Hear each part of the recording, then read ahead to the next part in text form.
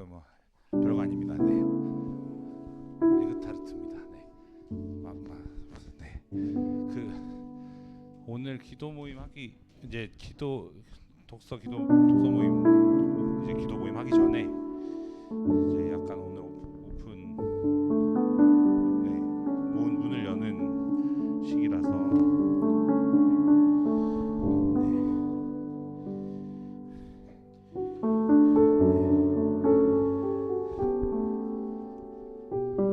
사실 제가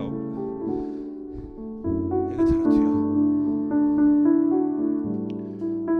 보이신 부모님들이 다 학년이 다 다르세요. 그래서 이제 오늘만 이렇게 모일 거고요. 이렇게 모여서 기도하는 시간으로 가져갈 거고 오늘만 이제 이런 식으로 모인다는 걸 알아주시면 돼요. 혹시 저 부모님 죄송한데 옆에 책이 신청하신 분들 책은 다 가져왔습니다.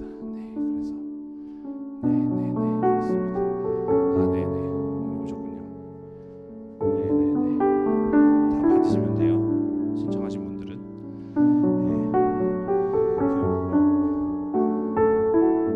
저기도 있고 이렇게 앉으시면 됩니다. 네, 네. 예, 오늘만 이렇게 모일 거예요. 이렇게 평상시에는 기도하실 수 있게 그리고 잠깐 모여서 이제 그 주에 읽어온 내용으로 나눔을 조금 하고 기도할 거예요. 저 처음 보신 분도 있으시죠? 저 이게 최예람 친구 어머니이신데 예람이가 교회 온 지 얼마 안 됐어요. 저희 이 교회로 들어온 지 얼마 안 돼서 부모님도 처음 뵙네요. 네, 그렇습니다. 제가 여러분들 자녀들을 맡고 있는 이경도 목사고요.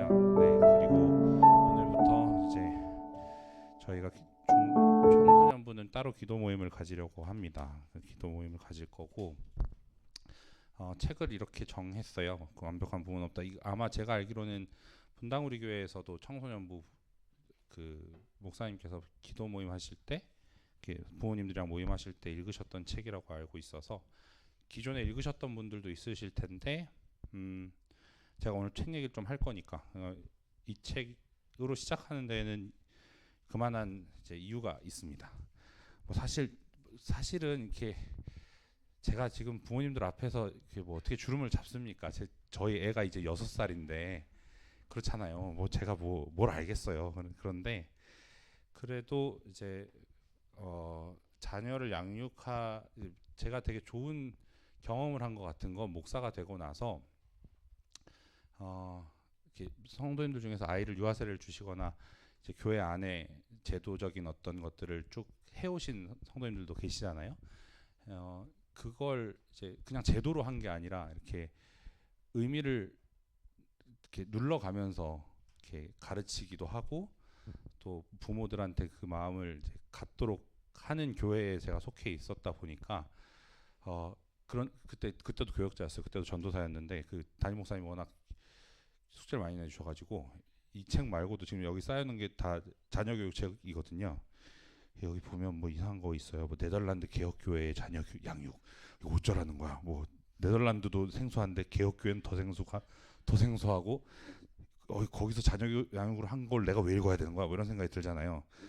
그리고 막 하나님의 언약과 자녀 교육 막 듣는 순간 막 약간 딱딱해지는 느낌의 책들을 막 읽게 하셨었어요. 그런데 이게 다 약간 유익이 있었는데 그 중에서도 이제 이 저자가 폴트립이라는 저자가 성도님들이랑 책 모임 하면서 또 그걸 이어서 기도 모임으로 가져가기에 적합한 책이다라는 생각이 있어서 이 책을 선정했습니다. 지금 왜냐하면 제가 약간 11시 20분 정도까지 잠깐 제가 얘기를 할 거고 그러고 나서 이제 기도할 건데 그러니까 기도하기 전에 드셔야 돼요. 제가 얘기하고 있을 때 드셔야 돼요. 예, 드시면서 얘기를 들으세요. 네. 그래서 이제 오늘부터 저희가 책 소개를 그거 맛있어요. 아주 맛있어요. 딱 요 정도가 밥 먹기 전 이렇게 제가 다 압니다. 네. 그럴 거라고 생각하고 좋습니다. 오늘 책 소개를 좀 드릴 건데 이거잖아요. 여러분 이거 책 제목이 뭐라고 적혀 있나요? 위로가 되죠. 제목이 그냥 위로가 돼요. 그잖아요. 완벽한 부모는 없다. 근데 이게 영문 제목이 이렇게 돼 있어요. 이 책이거든요. 그런데 패런팅이라고 하고서 이거 이제 그만 읽을게요. 그만 읽고 번역하면 이래요. 자녀 양육, 당신의 가정을 근본적으로 변화시키는 14가지 복음의 원리. 책 읽어보신 분들 알겠지만 14챕터로 돼 있어요. 그러니까 한 원리씩, 복음 안에 담겨있는 한 원리씩을 챕터별로 읽을 수 있게 해두어서 성도님들과 한 주씩 읽어가면서 우리 내가 속한 가정, 제가 조금 이따 제 얘기도 좀 드릴 텐데, 제가 오늘 아침부터 바가지를 긁히고 와가지고 그 얘기를, 그러니까 저도 이 대상이란 말이에요. 이 14가지 복음의 원리가 작동을 해야 되는 가정을 꾸려가고 있는 사람이라서 성도님들하고 먼저 가고 있다고 표현할게요. 먼저 이제 길을 가고 계신 어머님들하고 좋은 시간이 될 수 있으리라고 생각을 해봅니다. 그러니까 결국 복음의 원리를 이제 다시금 생각해 봐야 되는 거죠. 근데 여러분이 이 저자가 폴 트립이란 저자예요. 근데 여러분들 중에 혹시 이제 팟캐스트나 이런 거 들으시는 분들이 있으면 이분 팟캐스트가 따로 있거든요. 되게 재밌는 분이에요. 생김새도 재밌어 보이잖아요. 콧수염도 있고 이렇게 막, 그렇죠. 그런데 이분이 이제 막 이런 채널도 따로 운영하시고 그래요. 그러니까 자기한테 물어보게, 일반 성도들에게 신앙과 관련해서 아주 말씀을 조리 있게 잘 하시고, 또 그 안에서 저희 담임 목사님 같은 분이죠. 네. 저 말고 담임 목사님 같은 분인데, 이제 이분이 이제 굉장히 보수적이면서도 실용적인 목회자로 알려져 있어요. 그러니까 이 둘을 다 하고 있는 목회자를 만나기가 쉽지가 않거든요. 이게 보수를 또 잘못 이해하셔가지고 정치적인 보수를 얘기하는 건 아닙니다. 그거 아니고 신앙적으로 굉장히 보수적, 성경을 하나님 말씀으로 마주하는, 그렇게 인정하는 걸 가리켜서 보수적이라고 할 때, 그렇게 보수적이면서도 그걸 실용적인 데까지 끌고 가는 목회자가 많지 않은데, 이 저자가 그런 저자에 속해요. 그런데 이 저자가 책이 첫 번째 책이 아니에요. 이 책이 다른 책이 또 있거든요. 혹시 여러분들 중에 아시는 분들도 있을 텐데, 위기의 10대, 기회의 10대라는 책이 있어요. 그러니까 이게 이제 Age of Opportunity라고 해서 기회의 세대라는 책으로 옛날에 나온 거거든요. 90년대. 근데 여러분들이 이제 이거 서론 읽어보시면 아시는데, 그 책이 오용되는 걸 이제 이 저자가 목도한 거예요. 이 책이 위기의 20대, 기회의 10대라는 책이 어떻게 오용됐냐면, 오늘 목사님 설교 통해서 성도님들과 잘 나눴지만, 전략으로 이제 이 책을 쓰는 현장을 마주한 거죠. 이 책을 들어다가 이제 전략화해서 애들을 키우는 전략의 도구로 사용하는 이제 현장을 목도하게 된 거예요. 그래서 이게 2022년 작년 어거스트 3에 개정판이 나왔어요. 이제 그걸 개정하신 거죠.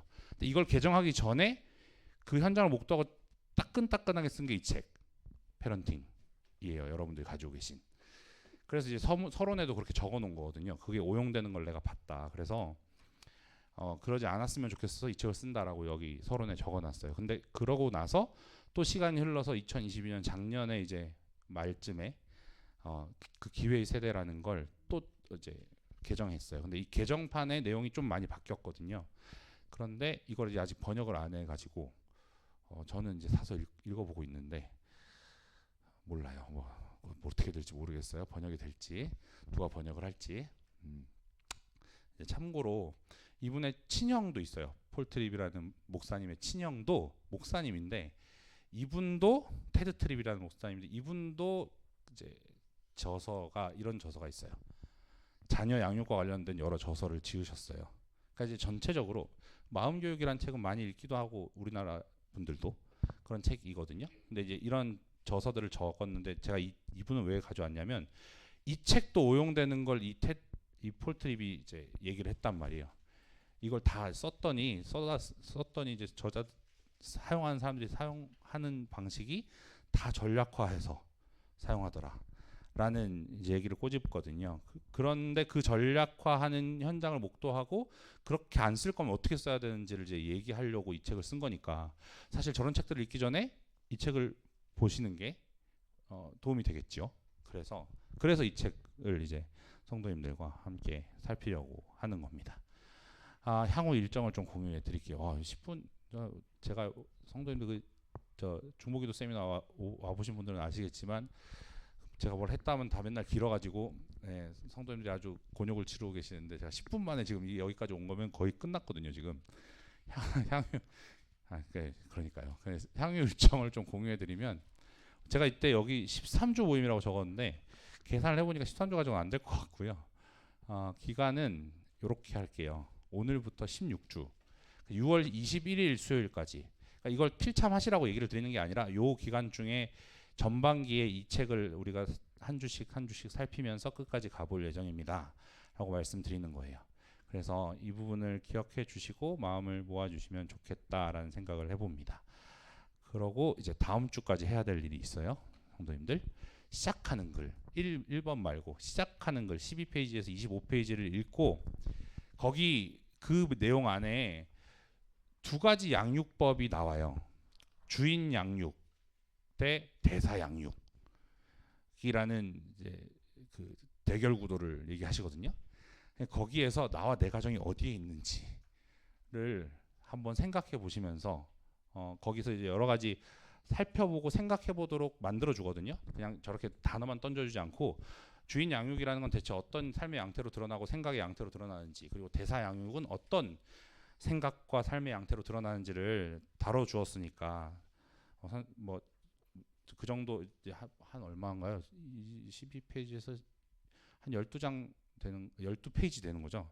12페이지 정도면 성도님들이 읽어내실 수 있으리라고 생각합니다. 그래서 그리고 또 딱 저 정도만 이제 생각하시면서 한번 읽어주시고 다음 주에 와서 좀 나누기도 하고, 이제 성도님들 서로도 잘 모르시니까 교제하면서 그렇게 하면 좋겠어요. 근데 이제 여기서 제가 제 얘기를 한다 그랬잖아요. 제가 오늘 새벽에 요즘 제가 저희 아이들이 이제 6살 4살이니까 자는 시간이 대략 10시쯤 돼요.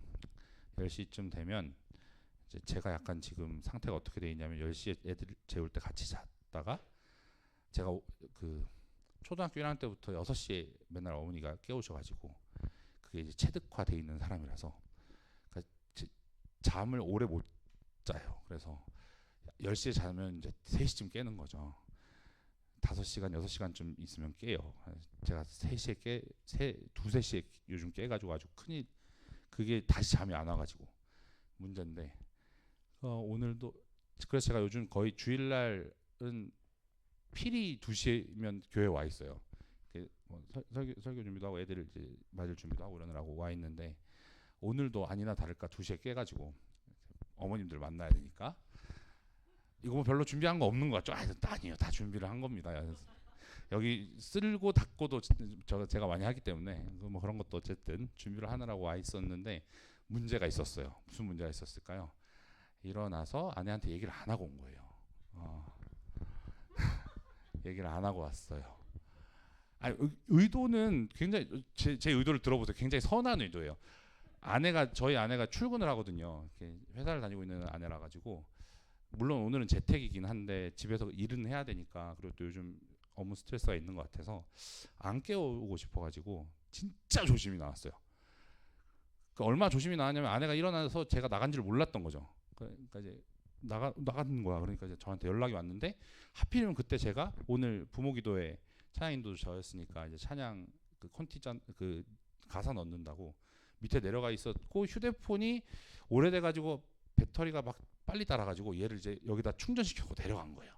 전화를 한 7번 했는데 안 받는 거죠 제가. 그러니까 이제 엄마가 교회 사무실로 전화를 한 거예요. 담임 목사님이 그걸 딱 받으셨어요. 담임 목사님이 그걸 받으시고는 근데 좀 이상하셨대요. 담임 목사님도 나중에 얘기해 주시는데 평상시에 사모님 같지 않은 말투와 목소리였다 이러는 거예요. 이경돈 목사 어디 갔나요? 막 이렇게 물어보셨대요. 3층에 있습니다라고 쫄아서 이제 저희 목사님도 얘기를 하셨더니 집으로 전화를 좀 하라고 말씀해 주십시오라고 해가지고 제가 이제 딱 왔는데 막 그래가지고 막 뭐 그다음은 불보도 뻔하잖아요. 뭐 어떻게 됐을지. 지금 여러분들이랑 기도 모임 끝나고서 오후에 담임 목사님이 허락을 해주셔가지고 이제 퇴근해서 빨리 아내를 이렇게 지금 달래야 되는 상태에 와 있어요. 그런데 이제 그 와중에 아내가 저한테 카톡을 보냈는데 저희 아내가 이제 원래 글로 소통이 더 잘 되는 사람이에요. 말보다. 저 결혼하자 뭐 이런 것도 다 글로 했고. 아 진짜요? 글로 했어요. 그 이제 이거 좀 여담인데 말씀드리면 제가 결혼을 이제 신학교를 저희 아내가 저보고 신학교만 가지 말라 그래가지고 제가 신학교를 못 간 지 한 3년 정도 유리 방황하던 시절이 있었거든요.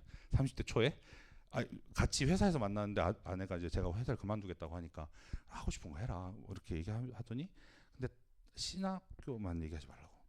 그래서 전 신학교를 얘기하려고 그랬는데 그래서 3년 동안 시옷도 얘기를 안 하고 제가 인생을 정말 어렵게 지냈어요. 어렵게 지냈는데 이제 결국은 3년 지나고 나니까 아내도 받아낼 수 있게 이제 주께서 만들어 주신 것 같아요. 그래서 이제 뭐라고 얘기했냐면 아내가 이렇게 얘기했죠.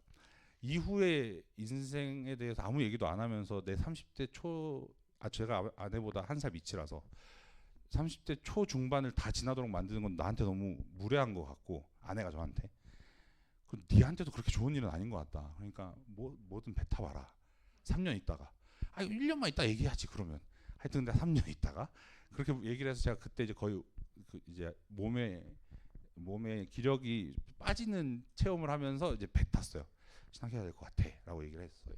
근데 그 아내가 받아주면서 제가 무슨 얘기를 하려고 얘기를 드리냐면 받아주더니 그 다음부터 1년 계획을 세워요. 글로 지금부터 1년 딱 이제 신학교 갈 준비해서 들어가서 입학 허가 받으면 바로 우린 결혼 준비 시작. 요걸 이제 다 명문화해요. 그리고 맨 마지막에 지장을 찍죠. 저랑 아내랑. 진짜예요. 진짜로.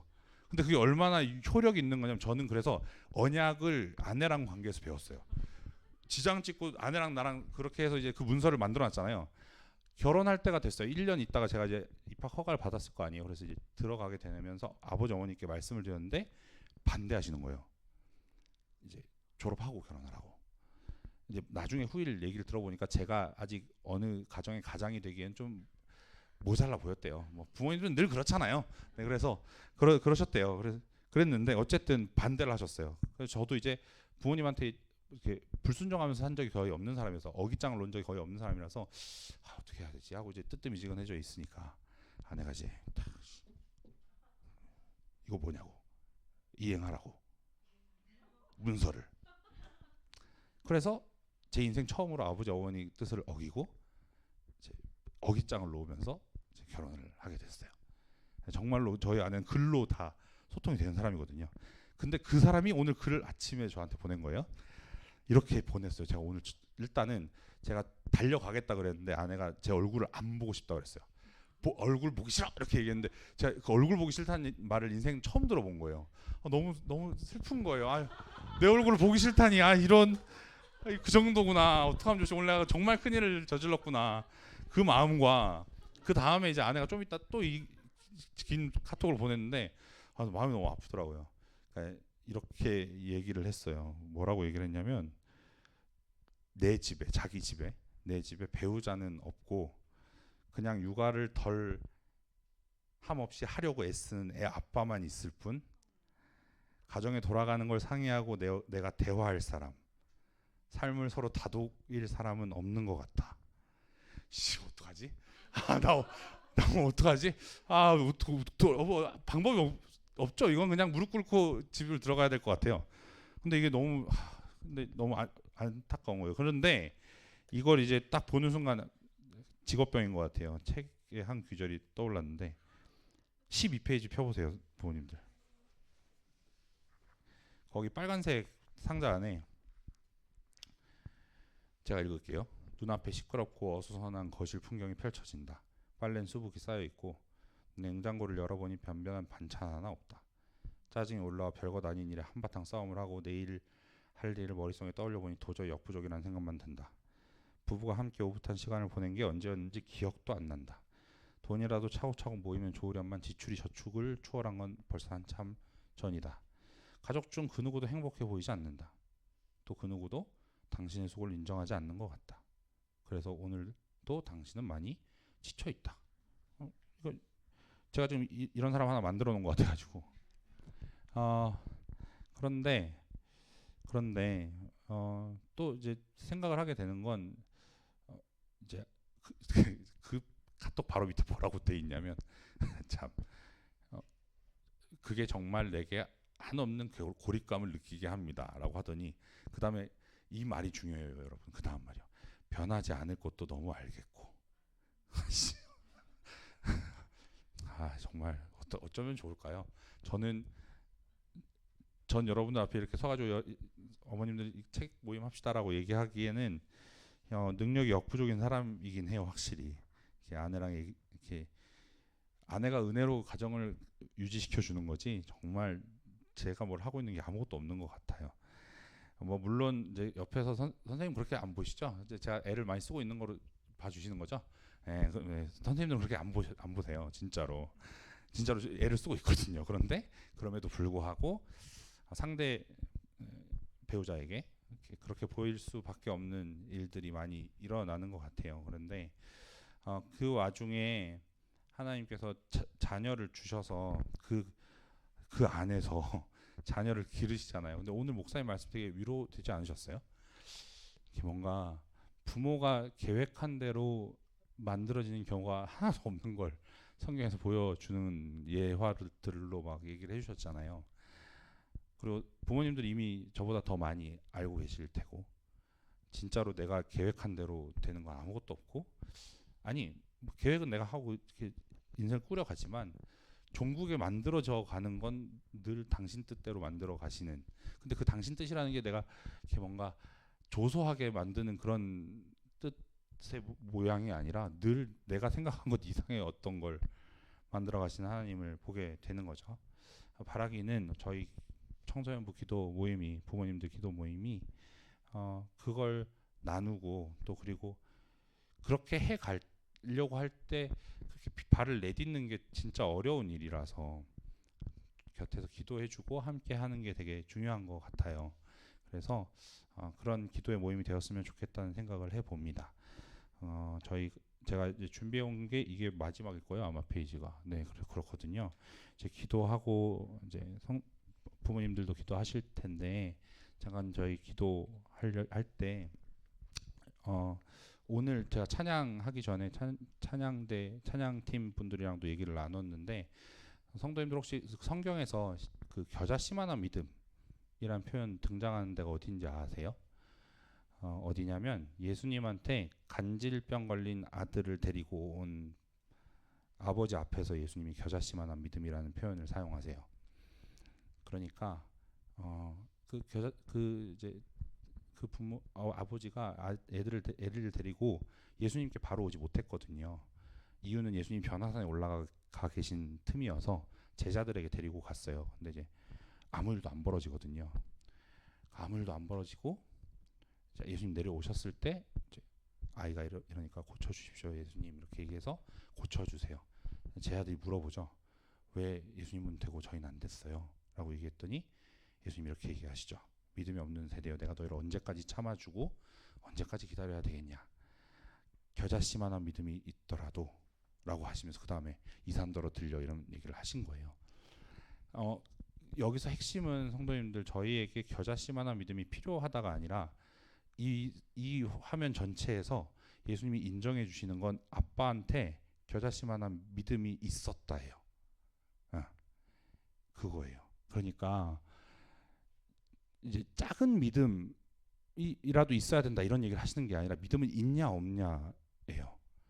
그리고 적어도 오늘 아침에 설교 말씀에 의하면 성도님들께서 지금 부모 기도회라는 기도회가 있는데 거기를 나오시려고 하는 의지를 가지신 건 거기에 성도님들이 보기에는 내가 뭐 별 그렇게 대단한 믿음은 없는데 그래도 내가 오늘 가야지 라고 했을 때 그게 겨자씨만한 믿음이에요. 그러고 나온 거거든요. 내 자녀 또 곁에 있는 여러 집의 자녀들 위해서 기도해 주면서 우리 교회 안에 있는 아이들을 놓고 기도하면서 나아가려고 하는 그 믿음을 가리켜서 이제 겨자씨만한 믿음이라고 예수님이 얘기해 주신 거예요. 바라기는 그 믿음이 보존되어질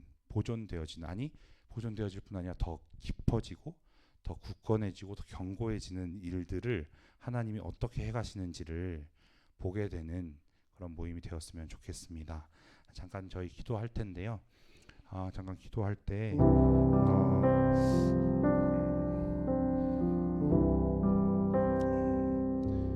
진짜로 아마 요즘 저는 그런 생각을 해요. 강단에 서면 성도님들 중에 교회 나오시면서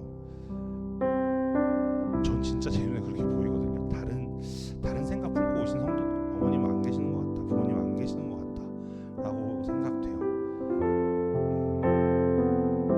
그런데 또 반대로 생각해 보면 저희 부모님도 그런 모습이었을 것 같아요.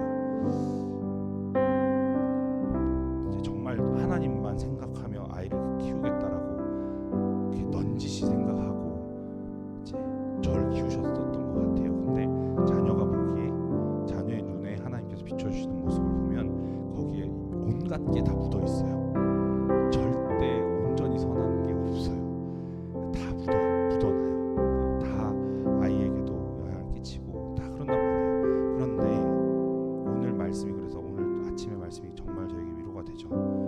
저희의 선행이 완벽하지 않고, 아니 선행이라 불릴만하지 않은 어떤 것이라고 해도 아이를 향한 그걸 들어서 하나님 자녀를 기르세요. 정말 신비죠. 그리고 그렇게 기르시는 주체가 하나님이신, 신비의 하나님이신 게 정말 다행이죠. 그래서 성도님들과 제가 기도하는 자리에 있을 수밖에 없어요. 왜냐하면 그 신비로운 하나님을 마주해서 그분 앞에 앉을 수 있는 자리가 기도의 자리밖에 없어서, 바라기는 성도님들과 제가 오늘 마음을 담아서 기도했으면 좋겠습니다. 잠시 하나님, 제가 이 모임 가운데까지 나와왔는데 나오면서 제 마음에 있는 것이 이러저러 합니다. 그런데 주님, 그 모든 것들을 아시고 저를 신비하신 당신 앞에 인도해 주신 하나님, 저희 가정, 그리고 우리 교회로 함께 모인 가정에 속한 우리 아이들이 그 신비하신 하나님의 섭리, 인도하심 안에서 믿음 있는 언약 자손으로 커가는 걸 제가 마주할 수 있게 해주십시오. 그리고 그것을 위해서 간구하는 모임이 이 모임 되게 하나님, 이 모임의 주인 되어 주십시오. 잠깐 기도하겠습니다. 잠시 기도합시다.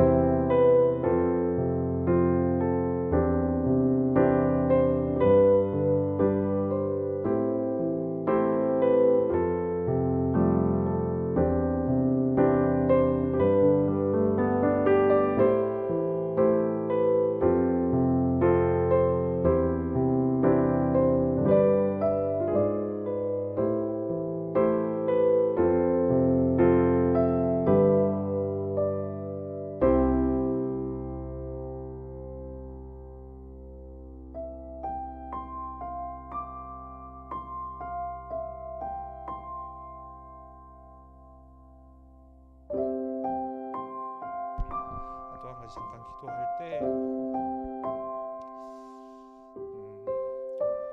그럴 때 그 하나님, 신비하신 그 삼일체 하나님의 인도하심 앞에서 저희들이 다른 어떤 애씀을 하지 않고 뭘 해야 할지를 일러주신 수단으로 주어져 있는 이 기도의 시간 앞에, 우리가 이 기도의 장소에서 하나님, 다른 것 생각하지 않고 당신께서 우리에게 허락하신 복음, 복된 소식, 그 소식 안에 담겨져 있는 원리를 다시금 상기하며 그 원리가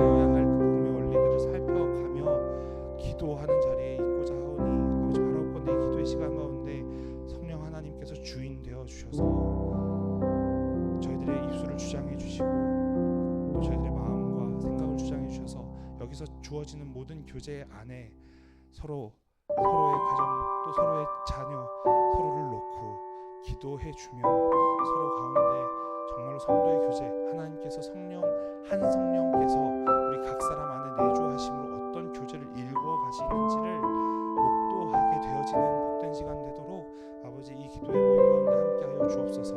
아버지 이렇게 기도드렸습니다만 또한 저희